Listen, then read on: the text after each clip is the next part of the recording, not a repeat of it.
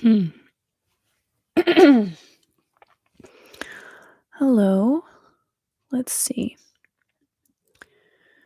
Let's see what this sounds like.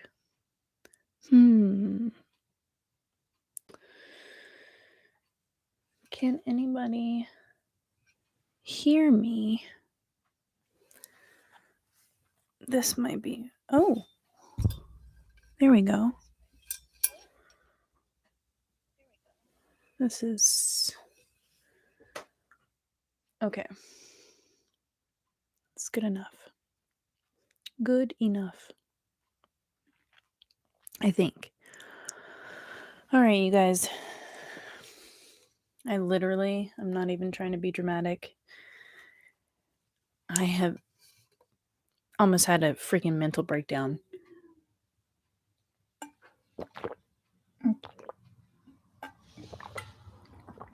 Over this freaking technology that I get. Look at this. I'm over here talking about, like, oh yeah, I'm going to really up my game and get some tech and, be serious about this stuff because I am very serious about it. And meanwhile, this is ruining my life. It's like making me rethink everything that I am envisioning doing because, like, I know it's not that big of a deal. I don't need this now, or do I? I don't know. We're just gonna see. So, well, first let me ground down. Let's get started. Hopefully this doesn't sound really bad in the speakers.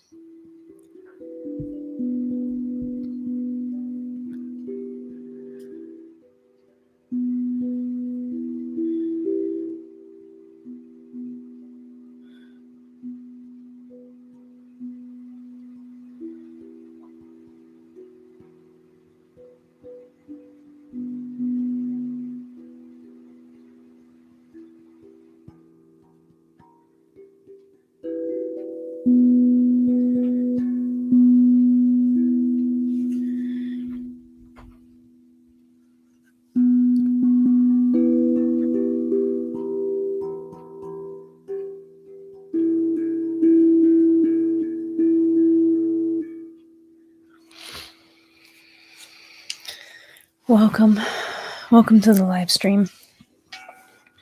I am having a really hard time with this tech. Hello, person. It really did, Jay.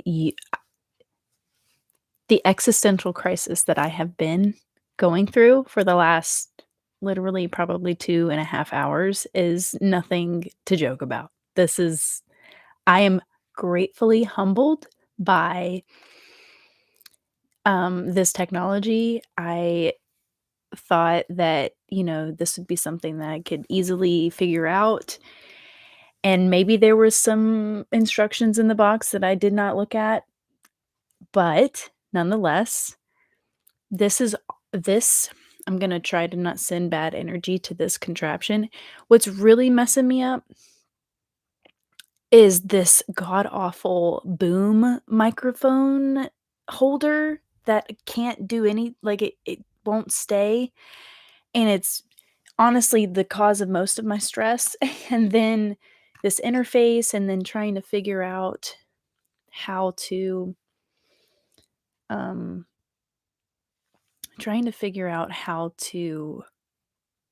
like, do karaoke essentially through the computer, because the whole reason why I am like the vision that I have is to be able to perform on this contraption, and I tried to figure that out, and there's some kind of lag. So I'm like listening, I'm like playing music through my computer and able to like set up Zoom and have that recorded and it show up on my computer sound for everyone on the Zoom call. However, there's a lag for some reason because of my speakers, my headphones being plugged into the interface, I think, and it needs to be plugged into the actual computer, and it's too much. It's too much. This is why I think I have subconsciously taken so long to get everything together because I am not this person, this tech person. This is why people have tech people. And this is why in every video in the show notes of my videos, there's a message for anybody who is tech savvy or anyone that can help me with this stuff because I cannot. I can't do it. I What is the point of this? Like, this is great and this is gonna be useful, but you know what? It sounds oddly similar to what my computer microphone sounds like that's built into the damn contraption. So, what have I done? I don't know. I bought all of this on credit and I have no idea. Yeah, I understand why you quit, being a tech guy, Jay, because this is maddening. It's crazy. And I can't tell right now if the audio is even good. So if you could just let me know because I'm using straight up YouTube Live and I don't have any software that I'm doing this with because do I look like a software girl? Like, I'm not. I'm using my bed, I'm using my couch to prop this up because this is just not working. It's just not working. It's probably working like it would work if I had a normal setup, but I live in a tiny house and I'm using like a Houdini contraption to make this work, and I'm realizing this is not optimal at all, at all. So audio is good so far, yeah. With the amount of money that I spent on this, I don't want it to be good. I want it to be pristine. I want it to be like we're in a studio together and that I'm doing this ASMR thing. And, it's just not I don't know. So, I'm gonna try to relax my nervous system right now and try to get to the heart of why I'm even here. Um, I feel like I come to these live streams sometimes like, with this guilt, this, like, residual guilt for, my Patreon people, and, um, like, I'm afraid of it not being perfect or being completely and totally in integrity, and so I avoid wanting to do anything at all because I don't know what I'm doing still, and I'm still trying to figure out my life and what the fuck it is that I'm here to offer to the world. I feel like I get clearer and clearer, but then the rug gets swept up from me, and I have like really deep, powerful spiritual experiences because that's the person that I am, and especially with the transits that I'm going through. And like, as much as I wanna be external and to give and project myself outwards into the world, it seems like, so much of my experience right now and the work that I'm having to do is so deeply internal and so deeply spiritual. And, also something that's been really bothering me, which is why I've been wanting to shift the platform that I do this on to something more intimate because this is one way, and I appreciate the one wayness in the soapbox that I get to go on my own channel, like, I really appreciate that aspect of going live, but I'm also, like, I don't feel safe, like, completely and totally safe because I'm just throwing myself out there to the ethers, and usually, there's not, like, hooligans that come here, and that's fine, but it's not a closed container, and I'm really all about, right now in my life, creating sacred spaces. I have a lot of energy in the ninth house, and the ninth house is the temple, and so I have an integrity, like, extreme, total, complete integrity, and I am one person, and I'm not trying to make things, like, super exclusive, but I'm also trying to honor this, like, internal moral compass inside of myself, and so I just wanna keep doing these lives, but I want them to be in a safe space. Um, and I want people who wanna be a part of the lives to be, like, intentional about coming. So, while some may not cost anything, it's still gonna be something that you have to, like, make an effort to see and be a part of, and perhaps be a part of like a ritually held space for me that's not a lot of pressure, but a lot of what I'm meant to be doing and what I feel called to be doing is holding spaces, holding a container where there's things that we do together, where there's tools to be had, where it's like not super high pressure. It doesn't even have to be like super active involvement, but it gives you the opportunity to. There'll be different kind of modes of interacting with me, like, some will be just like this, one way, me on my soapbox talking about stuff, and then others will be more engaged with other people involved, whether people choose to share, whether people I'm not gonna give, like, the full scoop of, like, what I wanna do, but it's important for me to vocalize these things because it keeps me from sharing. Like, it stops me this dilemma, this internal dilemma that I've had and continue to have, it stops me from sharing because or I share and I'm sharing from a place of guilt because I haven't shared in a while, and, like, what is the point of people being on my Patreon if I'm not offering something, tangible? I just have a lot of guilt and shame inside my body in general, and, I'm realizing that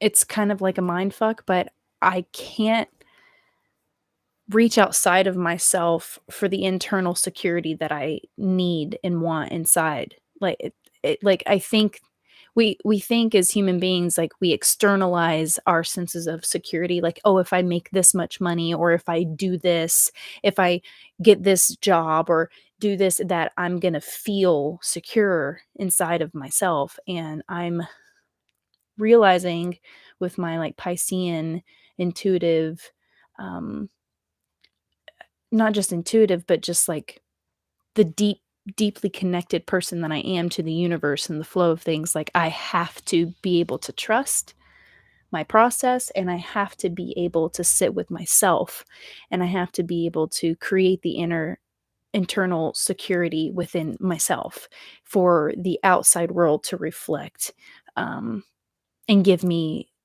security because what I think is security is a constructed idea that I have created out of my own programming. So the actual tangible security that's organic and that comes from within is not something that can be contrived. It's something that is grown, it's something that's nurtured, and something that's, yeah, organic. And so yeah, thanks for saying don't feel bad, Jay. But it's like I get this tech, right? Like I get this tech and I'm sure it's going to be good for something. But as a one person show, it's so unrealistic for me to put like so much emphasis on like the external gear. Like I don't know. I everything's okay. Everything's truly okay, but I'm just but I sorry, I'm reading your comments.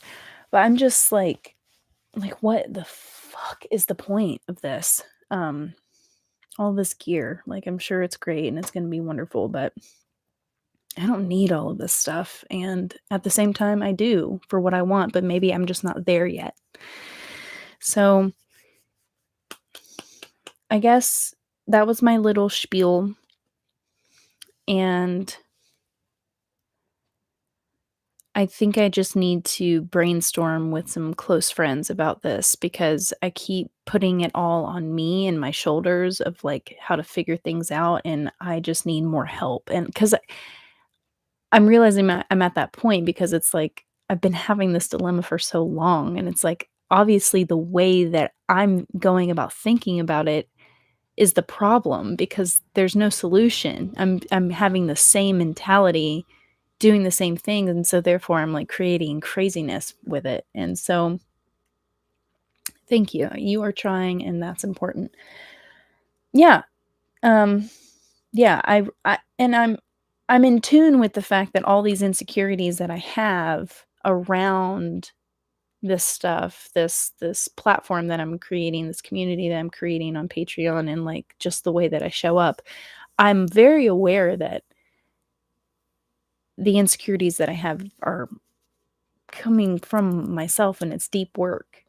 Deep work. Anything involving others is my work. It's like this transpersonal thing of me figuring out who the fuck I am, right?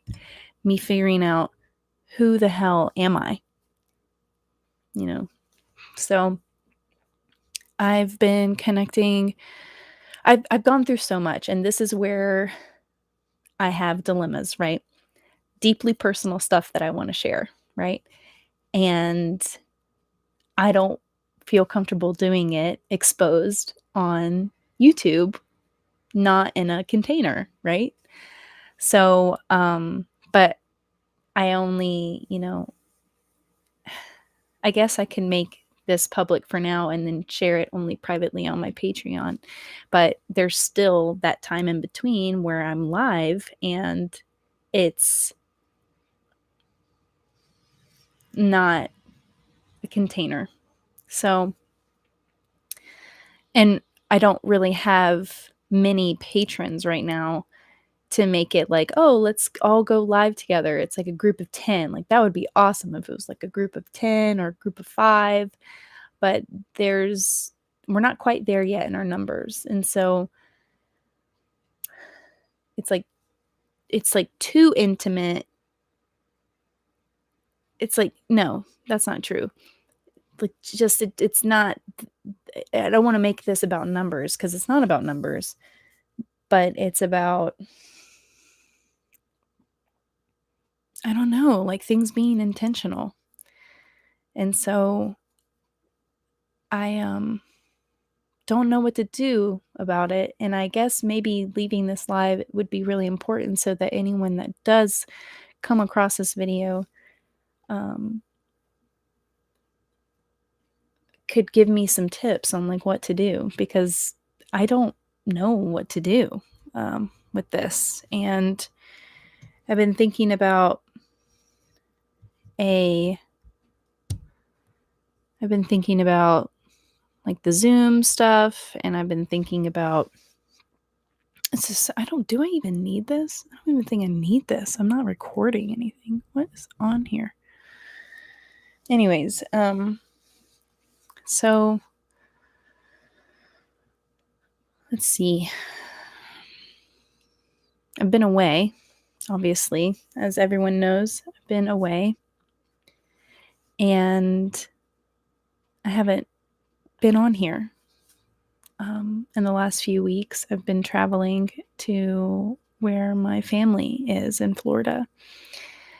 And that was a really deep experience that I would really like to share. And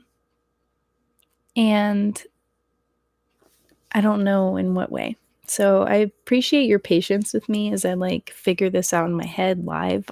It's not like ideal, but I'm trying to do things that have like the lowest maintenance, and this ain't it. Let me tell you right now, this shit ain't it right now. But maybe I'll get more proficient as we go. And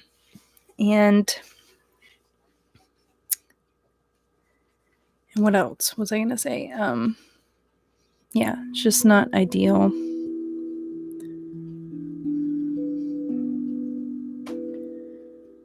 Let me know if you can hear this and how it sounds, because the microphone is not pointed to this, but it's an omnidirectional mic.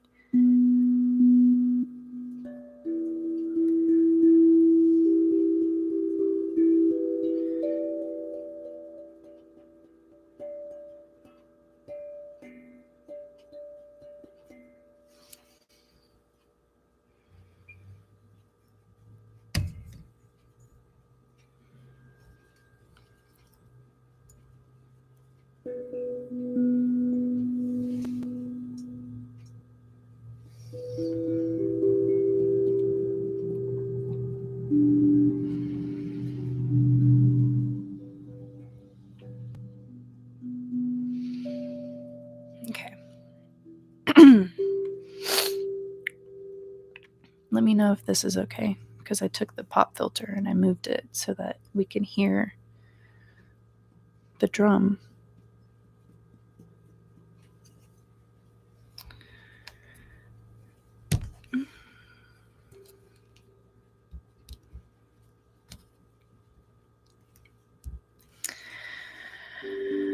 I feel inspired to talk about a few things. I'm having some transpersonal connections. I'm having connections with friends that feel really nourishing, and I am getting guided by these people. It feels like somebody is walking me through the underworld, even though I'm walking myself. They're a guide that I can call upon, and it feels really etheric. It feels really God, how do you even describe it? It just feels extremely sacred and almost unbelievable, because it's not, I don't know, it's just super in alignment with me and who I am as a spiritual being. And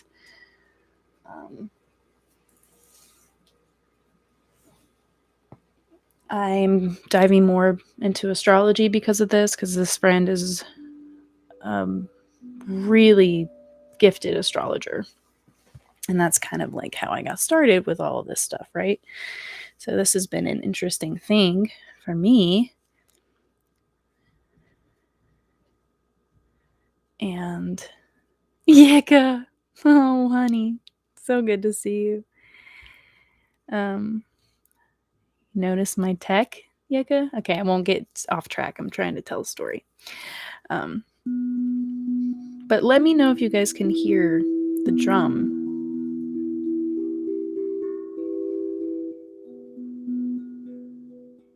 Anyways, so I'm glad you came in, Yuka. I am about to tell a story. I went to Florida this past week and a half. I went on a journey with my son. I took my son to Florida to see some family. And as soon as I got in to Florida, the very next day, I got sick with the flu. And I haven't had the flu in a really long time. And it felt deathly. And it flashed me back to the last time I had the flu, which was when I was a teenager. And I felt like death for a day and a half, and took a while to recover completely, but it kind of blew through me. And this trip, I was able to, it was such a journey. It was like a pilgrimage. It was like a soul pilgrimage. I have all these transits going through my 12th house right now, and that's the house of undoing. It's the house of spirituality. It's the house of ancestors and ghosts and everything unseen. And I basically got there, got sick, and, I went there under the guise of getting a new car, because my grandma was gifting me her car because she's getting a new one. She got a new one. And that was kind of the whole point of the trip. But the real reason was me communing with my ancestors. Because in Florida, where I'm from, there's a cemetery where a lot of my family is buried on my dad's maternal line. Maternal and paternal. Yeah, it's like my dad's my paternal grandmother that I've talked to you guys about. And in a recent live that I did. And so thanks for telling me that the sound sounds good. I really appreciate it. And so I went there, and I had my friend kind of like guiding me through the journey, even though he's not guiding me through, but he's like a point person that I can like co-regulate with and bounce things off of. He's a crazy Gemini, and so I can like really talk to him about a lot of stuff, and his Mercury is conjunct my moon, and so we can just chat it up and have a lot of commonality with the things that we share, thank God. And so and he's going through his own stuff, and it was just nice to have like a friend. Like, I've been talking to you guys about like my isolation and like the phase of life that I'm in currently and how horrifically isolating it's been. And I have friends and I have people I can talk to, but there's no like real enmeshment with these people. And there's no like there is deep bonds, but it's hard to explain, but I feel like I don't need to necessarily explain. It's like you have your people that you can call and connect to and get some support with. And then there's people that you can like really go deep with and start the enmeshment. Like there's enmeshment and there's like connectivity that you can start to like unfurl into. And I have a lot of trauma with that kind of connection and enmeshment. I have a lot of resistance to things like that, hence why I am so rigid and have unconsciously closed myself off to so much and have literally physically moved somewhere where I'm isolated. I unconsciously put myself in that position and have been struggling since then. And I knew I would be struggling, but I kind of put survival and security over my deep needs that I was not in tune with. I just knew that this wasn't going to be the best thing for me and my mental health, and I did it anyways. That's so sad. I don't think that it was a mistake because of all that I've learned, but it's a very hard lesson to learn, and something that I've realized like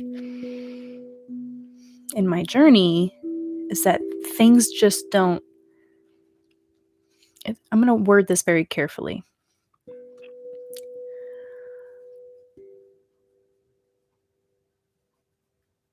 I in attunement and in complete and total trust into the universe, things come to me. And all I have to do usually is to just respond to them, like feel into how I feel about it and make my decisions off of what's being presented to me. That being said, my life and my path is not an easy one where I'm just handed things.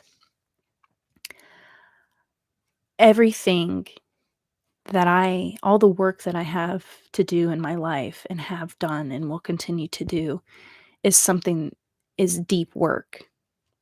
And I guess I'm just trying to say that, yeah, it's not an easy route. Like there is work. There's interesting afflictions in my chart, but extreme auspiciousness as well. So there's like so many deep auspicious placements in my birth chart that can grant me so much security and the things that I want and desire in my life, like deep and total fulfillment. But it's not without serious work.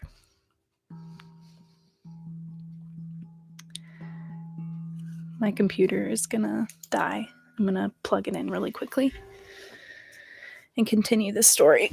Oh, God.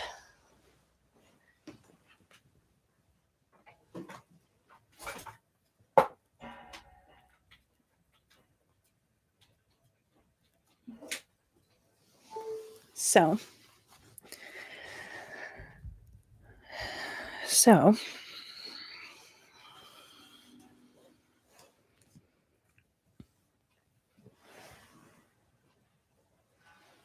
now I am the one mallet bandit. I literally move. Oh God, I'm so sorry. I literally move for a second and I found it. I am now complete. So, where was I at? Oh, yeah, astrology.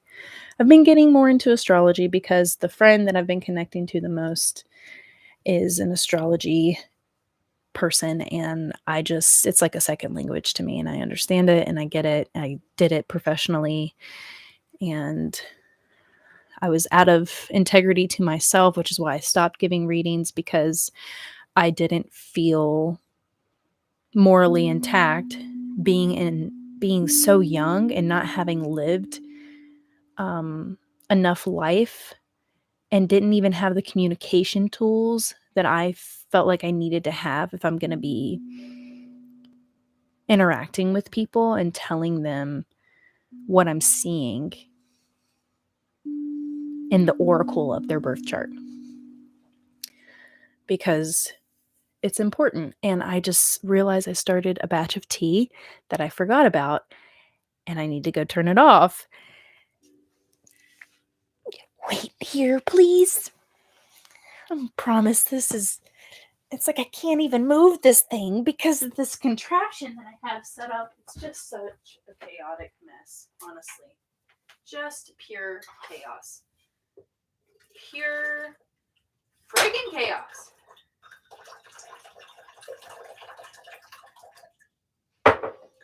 Anyways. God, I can't even. I have to like move around. Okay. This is just not ideal. Anyways. So yeah. Astrology, I went to Florida to see my ancestors and be with them. And it was during the time where all of these transits were happening. And I'm not looking into this stuff, right? It's my friend who's an astrology crackhead. And I mean real deal astrology, like scientific stuff, really ancient, not stuff that you can just Google, which is why I resonate with it so much, because it's so ancient. And I just feel really blessed by that connection, because it's like restoring the possibility of me using this as a tool again to have a relationship with people in terms of services that I offer. And so I went to Florida. I was sick. And before I got to Florida, I was very intentional about like my space and things that I wanted to bring. And my friend gave me this idea. He was just riffing, and he was telling me about like, oh, things with my birth chart and the work that I'm doing in the world and things that really matter deeply to me has a lot to do with the intentionality of the space that I set and the beauty that I bring, being so Venusian and having such a strong Venus placement in my chart. I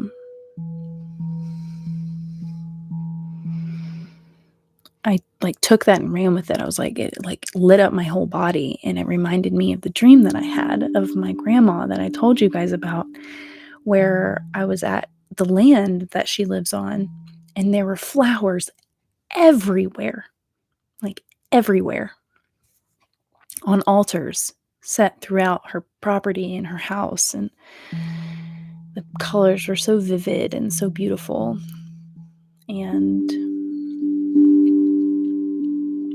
it like took my breath away because it was so aesthetically pleasing. And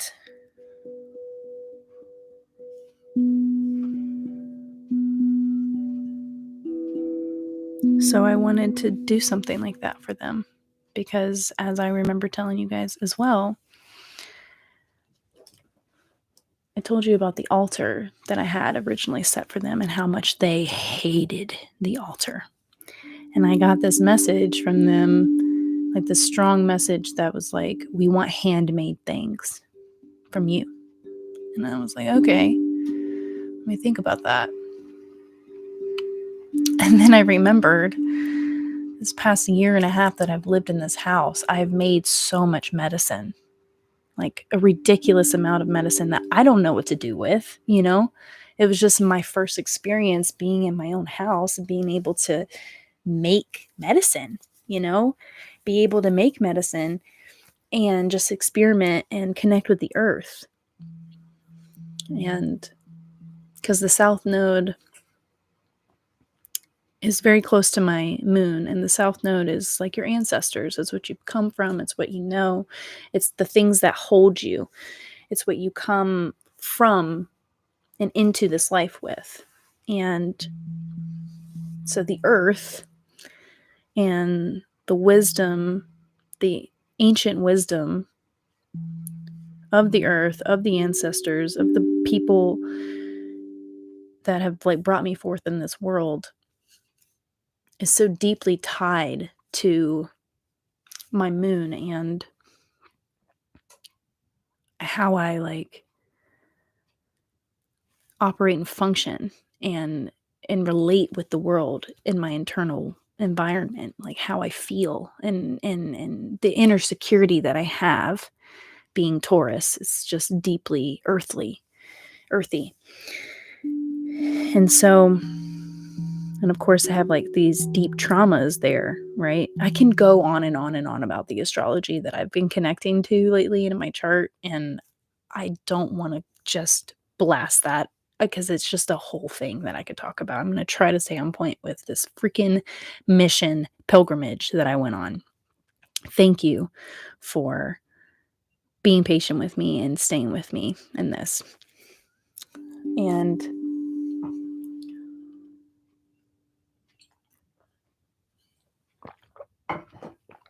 so, as I'm packing up and cleaning my house and getting things ready to leave, I'm going through my cabinet of all the things that I've made this past year, the year before. And I'm like connecting with my ancestors in my heart and my mind. And I'm packing up all these things that I've made. I've made herbal smoke blends, and I've made animal fat infused rose oil for your body, like body butter. But I made it the way that we've always made body butters, which is with rendered animal fat. And it's been super clean, and I made that, and it's like such a potent medicine. And some elderflowers that I collected this past year when I made elderberry syrup when the elder trees were in bloom. And some tinctures that I made with St. John's wort and usnea, like an antibiotic tincture. Usnea is like the moss that grows on trees. And it's really actually really abundant in Florida. I was walking around everywhere and there was usnea everywhere all over the ground with the dead tree trunks. And so tree limbs rather. And so I was like collecting all these things, and I collected some hawthorne berries for heart medicine. I went on a hike with a friend, and we were intentionally going to collect hawthorne berries to make medicine with, and I found out that it's a heart medicine. And it immediately made me think about my great-grandfather on my dad's side. Again, that paternal line. That's where a lot of the healing and, well, the people were that I went to visit. This is on my paternal line. And I always had thought like when I was making the hawthorne berry medicine, I always thought about him and his line because they had heart problems. And I found that out through my great-grandfather's little brother, who's like in his 80s or something like that. and I talked to him on the phone a few months ago, and I didn't know that he was alive, and we're talking about the he's a great uncle of mine. He's my great-grandfather's little brother, and he remembers their father that died tragically, suddenly from blood poisoning in the '40s. I think it was like 1939, right before the 1940 census came out. That man, their father, so my great-great-grandfather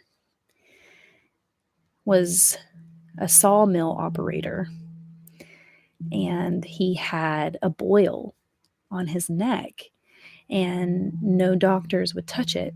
So he went to a family friend doctor who lacerated it, and this was before the tetanus shots, and he got tetanus and he died.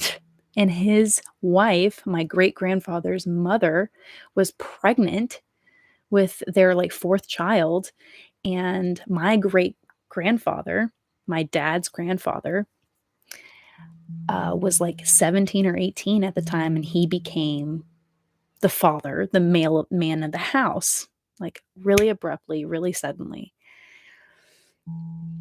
And, they have heart problems. I think before that, they just have some interesting karma, not I don't wanna sound, like, super, like, doom and gloom, but all of our ailments and all of our issues that we have in our bodies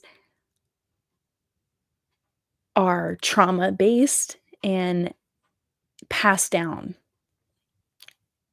through our ancestors, and it's just all this physical stuff, all of the sickness that you see on this earth, cancers and stuff, all of this stuff has a spiritual root to it and has, like, there's a cause and an effect, and everything isn't just the damn physical. Like, everything isn't just what you see, it's what you experience, it's what your cells remember, it's what lives in your body, in the energy that lives in your body and the energy that stagnates and gets twisted and unwell, and it just proliferates, that disease, and becomes passed down health issues, you know.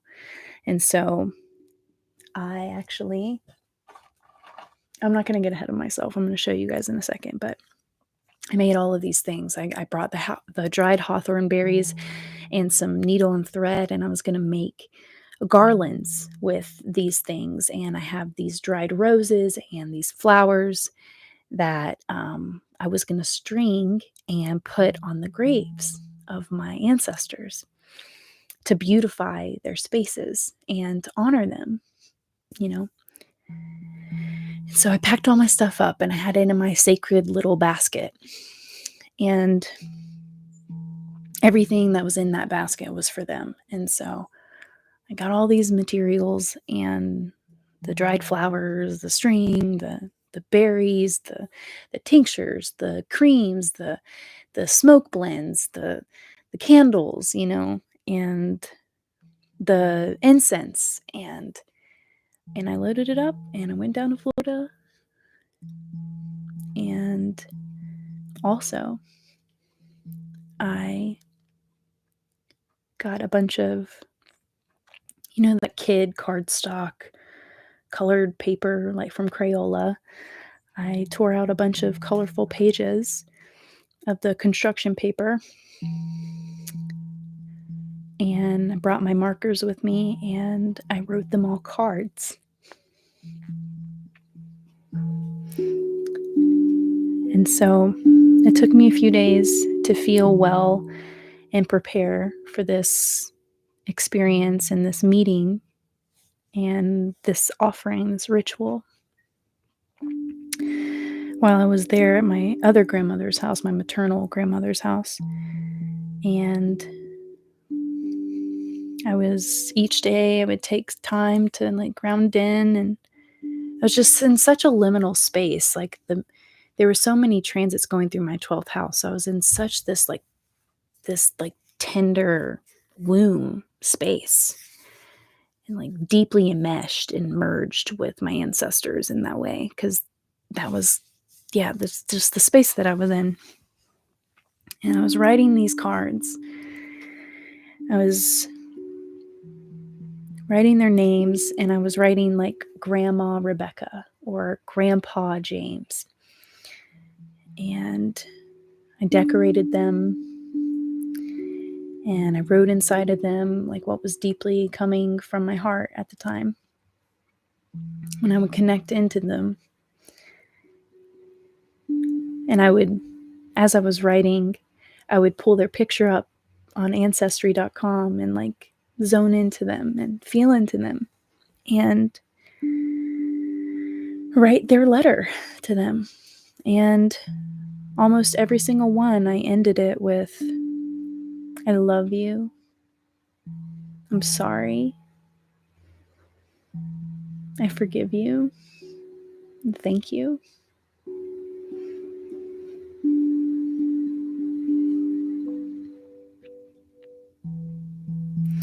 So the time came where I left my son with my grandma, and I went to the cemetery with all my things, all my garlands that I had strung up, and they would look beautiful. They looked so beautiful. And I pulled in. I was so nervous and so excited. And I went and sat by their graves. And just to give you a picture, mental picture, it's a very large cemetery, and it's an open field behind a church and next to a school. And there's many people buried there. It's the cemetery for that area, for that little town. And each set of relatives are buried in different spots. And so my great grandparents were in one spot with their children, and then the parents of those, it's just, the further you go up in your line, your ancestors grow exponentially, because you have 2 parents and then 4 grandparents and then 8 great grandparents and then 16 great grandparents and then 32 great grandparents. So it's exponential. So there were 3 points in the cemetery where I needed to go. They weren't all buried completely together. There were different points. And so I went and sat where there were the most relatives. And this is my paternal grandmother's grandmother that I kind of made my anchor point, because she did birth all of those people. And so I unloaded all my things. Oh, excuse me, I'm sorry. Yeah, Ho'oponopono. I'm glad you know that, Yuka. Yep, that's exactly the I love you, I'm sorry, please forgive me, thank you. And so I unloaded all my stuff and I greeted everybody. I was like, hi, I brought my drum with me. It's like, I'm going to get settled here. And Granny Fanny is what we call her. I'm going to make you my point person, and I hope that that's okay. I'm going to have you be my point person, and I'm going to get us started here in this ritual space. And so I started to play my drum to get grounded, and I started singing. And I started to disperse all of the offerings, and I started with the cards, and I read everyone their cards. I addressed them all individually. I read them to them.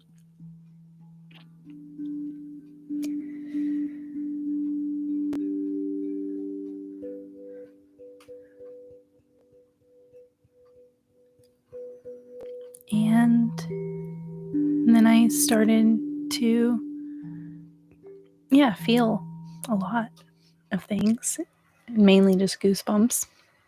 And the wind would pick up every time I would address each of them and read to them. And I brought them oranges that were from my grandma's neighbor's tree.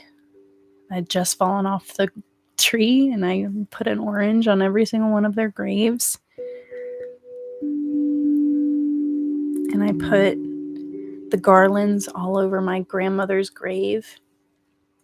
And I made it very clear to everybody. I was like, each of you are going to get something different, but it's for all of you. And to know that everything that is given is for everyone here. So if it's not on your grave, it's still for you, and some people are just going to get more things. I wanted to make sure no one felt left out.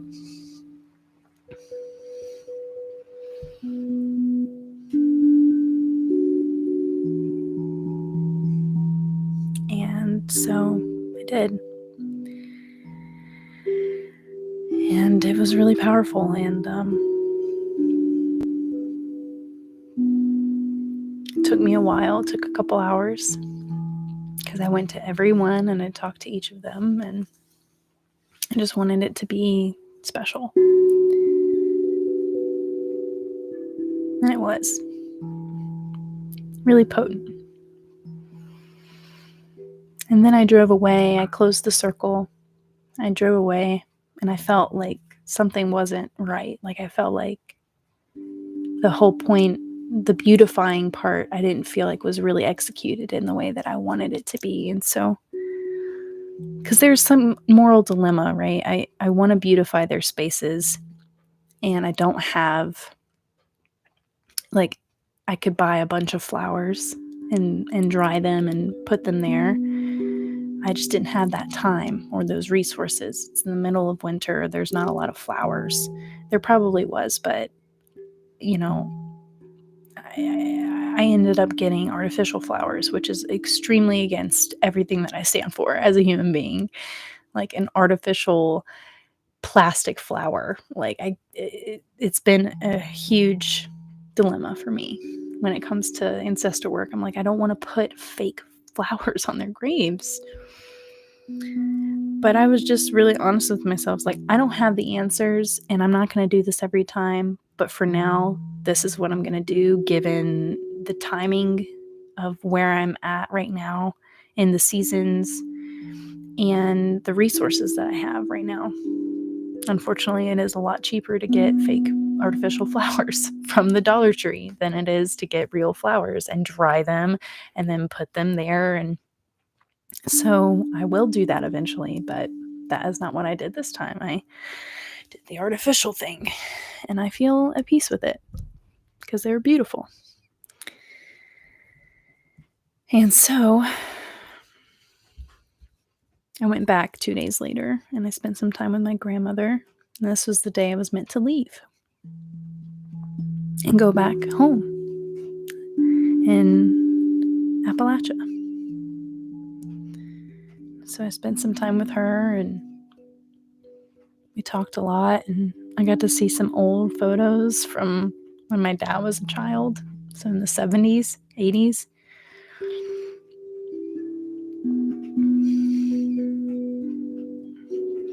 And she got to be a part of me, like taking off all the tags of all the flowers, and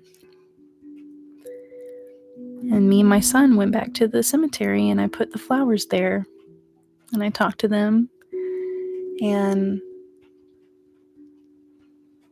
I gave more offerings, obviously, with the flowers.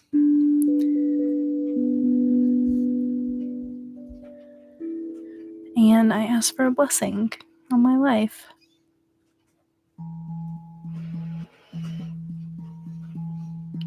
And I talk about all of this because this is what we've always done as human beings. This is a very new phenomenon to not be connected to our ancestors and to earth worship. And I tell you all of these things because I believe that this is where we're at as a species. I mean, everyone's path is extremely personal to themselves, but this is where I'm at. And this is the work that I feel so deeply connected to because it's a part of my healing journey. And I think inevitably, the thing that brings us our healing is the work that we're meant to be doing in the world because it makes it so meaningful and so potent and so powerful. And therefore, it permeates in ways that our lives are meant to permeate when we live a meaningful life.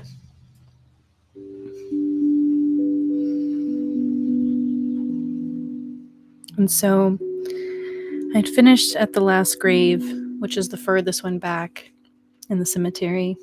And that's where my great-grandfather, that I got the pleasure of knowing in my lifetime. He died when I was 5. I remember when he died. I was there when he died in the hospital. My dad was holding me. And this is my dad's grandfather. This is the man that didn't want anything to do with my dad because he was an illegitimate child of a teen mom. His daughter got pregnant at 16, had him at 17, and wanted nothing to do with him. This is the same man that became a father or the man of the house when his dad died unexpectedly from blood poisoning. He's a workaholic and has always been really rigid and hard. And I can imagine why. Becoming responsible for your entire family's well-being at the age of 17, 18 can make anybody bitter, I'm imagining. And so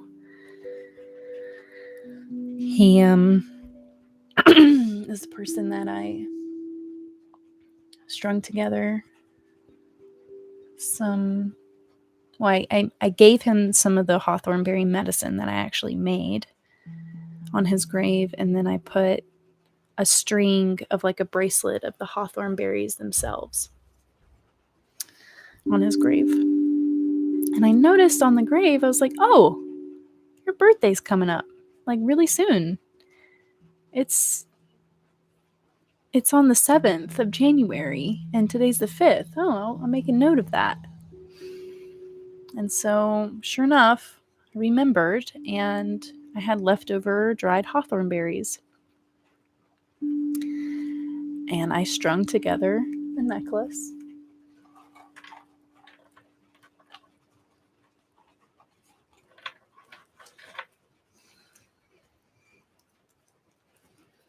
Of hawthorne berries.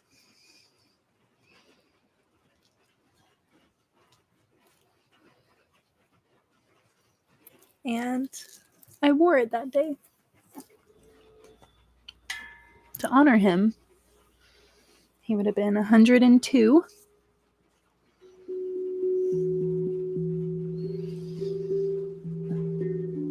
And it felt really special to do that. And so I keep it on my altar, this necklace that I made for him. And that whole line, really.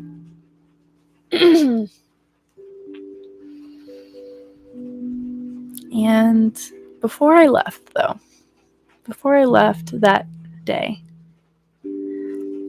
I grabbed a box after talking with my friend, because I've been telling you guys that, when you don't have an altar for your ancestors, you become the altar.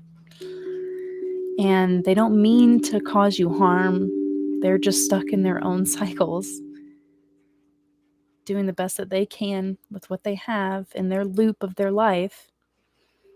And they unintentionally cause you harm in your body or discomfort or disease because they're just living out their lives in this freaking eternal loop of hell for the ones that are not well in spirit. And I had gotten this idea from my ancestral lineage healing practitioner, and I never did it. But it came back to me through my friend's suggestion of creating a box and making a prayer to your people and saying to them a heartfelt prayer of like where you're at in your life. And I cannot hold all the things that are not well inside of you in my body anymore. I have to create that boundary, and I love you. And here's a really special box for you to put your parts in, or to put your whole self in, that isn't well in spirit, completely and totally. And so I went to each of the graves again, gave my offerings, gave my heartfelt love and adoration and respect. And I had a box.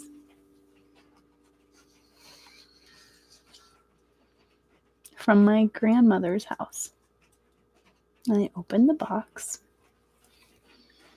And I put the rose petals that I had put there the previous day. Oh, it's something I forgot to mention. There were roses all over the streets of Tallahassee, where I'm from. And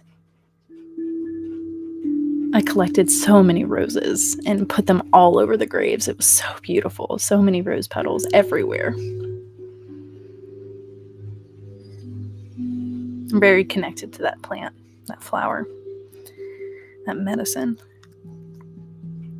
And so I put some of those petals in there and made it beautiful in the box. And I told them, each of them,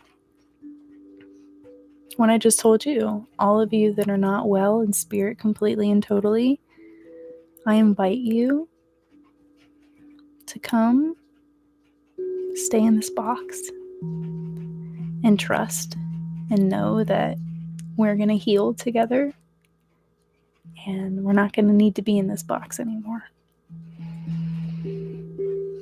But I need to create space and boundaries that are necessary for me in my life.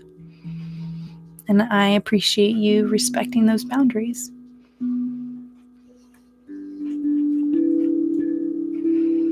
And one by one, I went to each of them. And again, the wind would pick up, and I would envision them going in.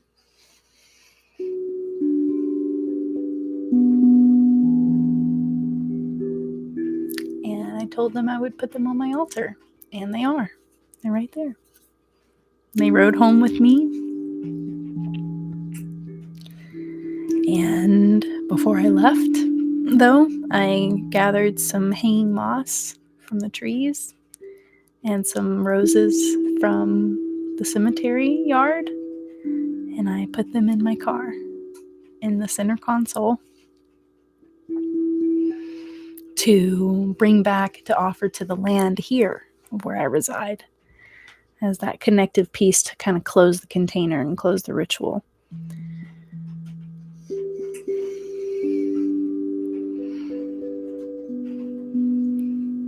And I've yet to do that. I've been home for just a couple of days. I know where I'm going to go, though, and I know what I'm going to do. And it feels so like this is what we've done for thousands of years. And this feels really vulnerable to share something so intimate and personal like this on here.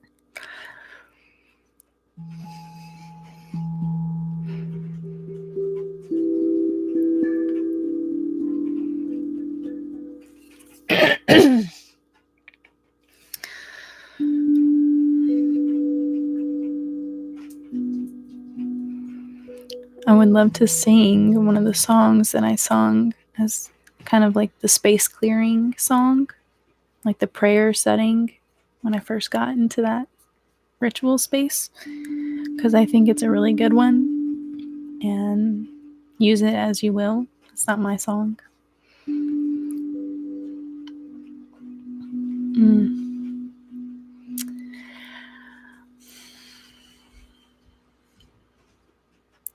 And it goes like,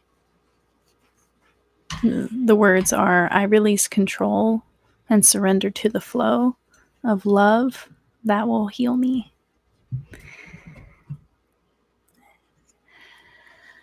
I feel nervous doing this. I release control and surrender to the flow of love that will heal me. I release control and surrender to the flow of love that will heal me, that will heal me, that will heal me. I release control and surrender to the flow of love that will heal me, that will heal me, that will heal me.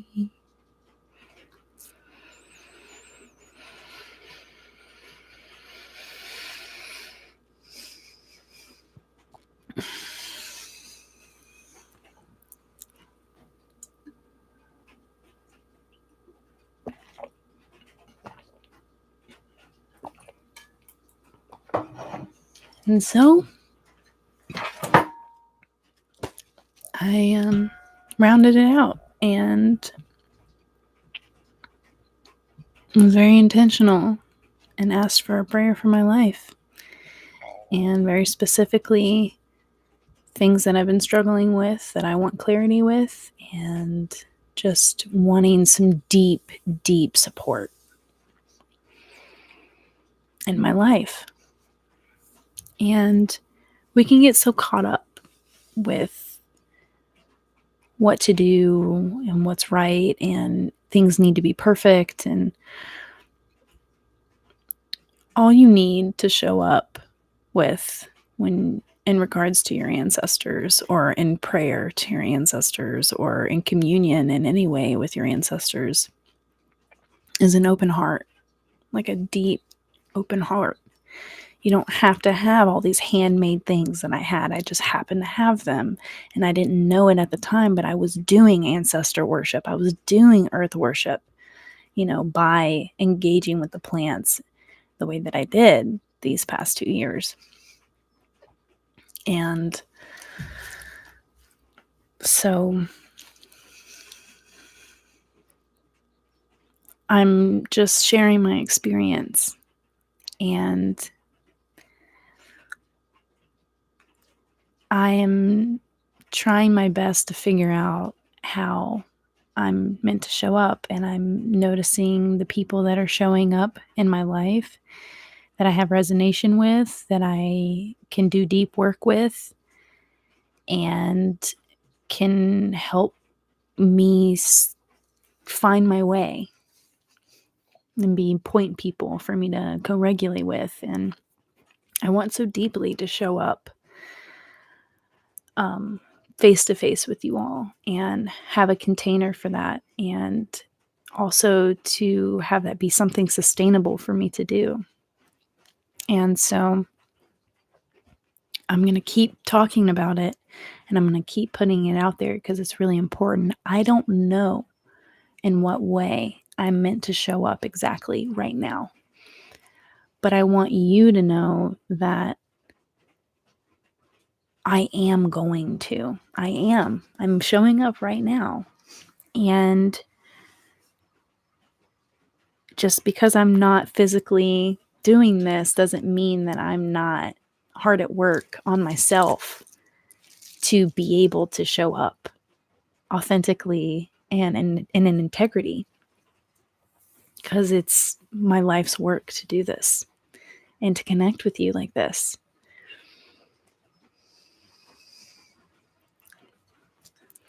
And so all of this ancestral work that I'm doing is to heal, not just myself, but the planet, the earth, to mourn, to connect with my body. So much of the trauma that we've experienced as human beings, whatever the trauma is, it gets us out of our bodies and creates pockets of stagnation and disease. And we're just walking sick people.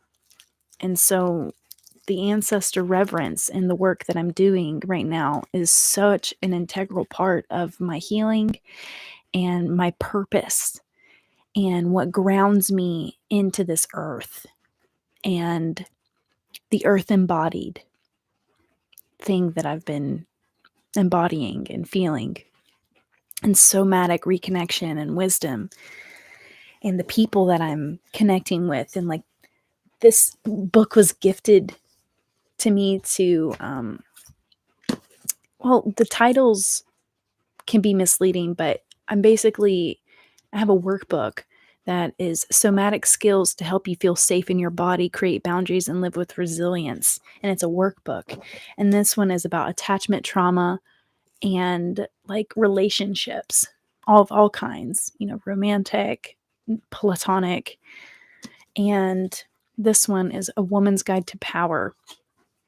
And it's basically about so many things, but like attachment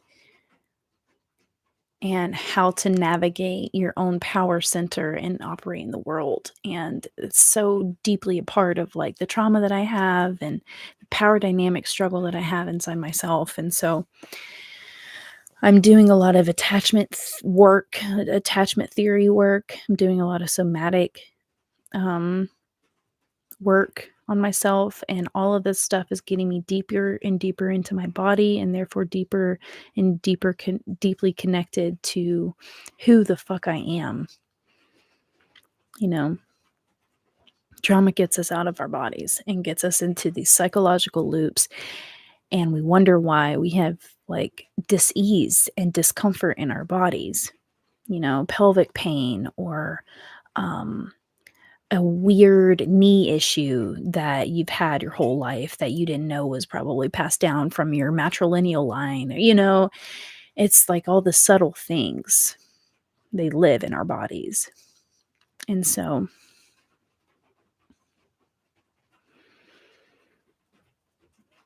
I can't wait to get this technology craft together and come to you in a way that feels really easeful and feels really fulfilling and exciting. And I'm looking forward to having more people join in on that. And I don't know how it's going to look. I don't know.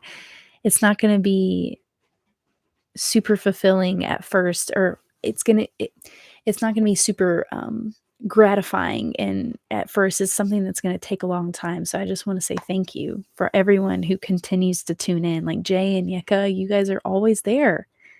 And I appreciate that. And it's like, of course you are. Of course you're invested.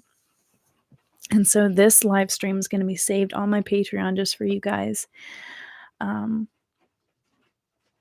I'm going to try to figure this stuff out. Like, it's like, do you see my dilemma? It's like, I want to give you guys, the patrons, something that's just for you, or something that's rather special that you get special access to, like firsthand, or, like I just want you to know that you're loved in a different way than YouTube. It's not better or worse. It's like, I'm trying to create a community, and I don't know what I'm doing yet. I just know what I feel, and I'm going to have to figure it out on my own. So thank you for listening to me and being here for this crazy contraption that I have. And I hope you found some pleasure in my sharing, and I'm gonna save this unlisted, and I'm gonna figure out how to make this sustainable to bring in more people, right? I wanna bring in more people, and I don't know how to do that yet. Like, so I hope that you can be patient with me and also supportive in what I try to experiment with, because like I want to bring more people into this community that we have, and I don't know what I'm doing. Thank you. You have always created a great space. We can only get better from here. Thanks. And thanks for supporting me and just knowing that like I care so deeply, especially about the Patreons. Like that's where I have so much of my stress is like I just want you to know that I care. And so, but I realized, like, kind of tying it back to what I said in the beginning of this live stream, I've got to create that within me, and I can't be so fixated on my inner security being based on the outside world. Like I can't do that. That's not a sustainable model. That's not gonna, that's, there's no foundation in that. You're externalizing your power outside of yourself. You're externalizing everything. So I kind of like release all of these attachments and these insecurities that I feel with this whole Patreon thing. And it's like, I have only, like I release whatever happens with that and know that my self-worth isn't tied to something outside of me. So I love and respect everyone's decision to put their resources and their energy and their time into what they want to see in this world. And I know that I'm doing that, and I'm also know that we're all just doing the best that we can with what we have, and I'm just so grateful to still be here doing this in a different way, you know? I'm still here. I've been doing this since 2015, December, you know? And it's blown me away how I keep coming back to this platform and I keep sharing space with you because I love it. And so, if anyone that is watching this has any ideas of how I could bring more people in, maybe make this a regular live stream that I do on this channel, and then make something like that's more in depth and separate for my patrons to have access to, and anyone that wants to subscribe and get access to it can. They just sign up with their email or something, and then I send you a link to a Zoom meeting that we have maybe once a month to start out, and it'd be like a ritually held container. And so that way I can release the stress that I have of like feeling like I need to alter these live streams in a way that is more exclusive to a certain sect of people that are investing in me and supporting me. So just I think what I'll do is I'll put a poll up on my channel. I'll put a poll up and or something like something for you to comment on that kind of synthesizes what I just proposed, and see who would be interested in participating in a free donation based whatever um, thing that would be a ritually held container. Um, I'm trying to work it all out. So I just need to spend some time brainstorming. And yeah, and it would be as much as you want to put into it is what you would receive. So you wouldn't have any pressure to speak or say anything unless I have the outline and I make a space for that. But it would be, I'm still formulating all of this stuff. It's like I'm synthesizing everything that I've been learning over the last several years and putting it into a package that would be beneficial to people. So I would have like something exclusive for the Patreon people, and I would have like my website where you can book things with me to have one-on-one connections with me that would probably be astrologically based and would probably be connected to my friend because I feel like I'm going to be going into business with my friend and then bringing the social media aspect into it and but it's still being very earthly and not like I'm stuck on a computer all day. I'd rather, if I'm going to be on a computer, I'm going to be connecting one on one with people and I'm going to be vocalizing and I'm going to be sharing, you know? So, yeah, like setting a time zone. I could put a poll up, like a time zone where it would be the same time every time that I would go live, like the same day, same time, and having some kind of structure to all of this. So it's not just like, "Oh, summer's live and, you know, you can expect me live on this day at this time every week." Or, um, giving you plenty of notice if I have to shift something and not making that like a if I can't make it one day, I'll make it a day earlier or a day later, but at the same time. And so I've been watching these people online for 5 or 6 years and, like, how they do things, and so I guess when it comes to me, I just have a hard time, like, how can I do that? Like, I have a block or something. I don't know, maybe it's because I haven't hit my Saturn return yet, I don't know. Yeah. Yeah, I would look at all the time zones and see, like, for you guys, I would prioritize, obviously, what time would work best for you, or it would be what I can do because I'm a single mom and I have to prioritize my needs, and it would just hopefully work for everybody's time, and so that's I'm glad I'm vocalizing that because I feel like I haven't been able to vocalize a lot of this stuff because I feel like I felt like I've needed to keep it all in. But I think if you want to follow me, well, I'm not really on Instagram. I'm on and I'm off it, and it's just a freaking slot machine. But I'm going to figure out a way to be in communication with you guys that doesn't involve social media like that. And I still haven't figured that out yet. Um, like, it would be so awesome if there was, like, a chat room that we could all be a part of. I know that Discord is a place for that. I have not really gotten familiar with that platform. I want something to be super easy. I miss instant messenger. I miss AIM so much. And so and oh god. So yeah, I am just figuring this stuff out, and at the same time, I'm a parent, and I'm doing all these transpersonal things that are bringing me all these insights to be able to share with you, and I think most of it is going to be through Zoom moving forward, and I'm gonna just try to journal my ass off and figure out what the hell that is. You know, like, I'm not worried about the content because I know the content is gonna come when you create the space in the container for it. Um, but I just don't know the wins and the hows and stuff.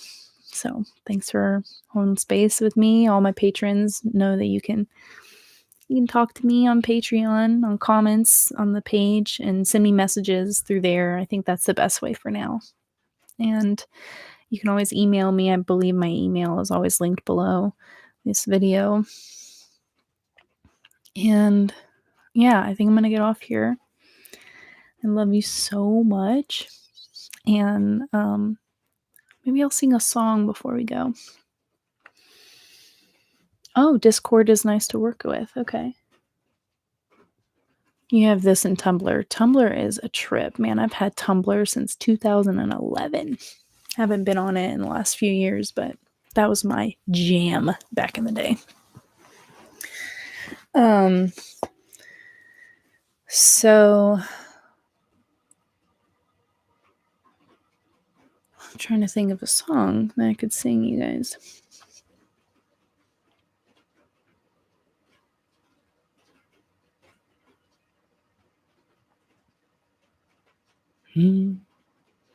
I feel the winds of the west out breath, letting go of my leaves. All I do not need. Into the darkness of the full sunset, I release, receive, getting ready for the silence. I feel the winds of the west out breath, letting go of my leaves. All I do not need. Into the darkness of the full sunset, I release, receive, getting ready for the silence. I feel the winds of the west out breath, letting go of my leaves. All I do not need. Into the darkness of the full sunset, I release, receive, getting ready for the silence. Thanks for holding it down, everybody. Thank you for sharing space with me. I'm gonna save this as unlisted, and it's gonna be on my Patreon if you want to join over there and have access to it and everything else that I've put up on Patreon. You're more than welcome to join. It's a sliding scale, choose your own donation, and I appreciate your support and for what you're helping build. I love you guys so much, and I'll talk to you soon, okay? Bye.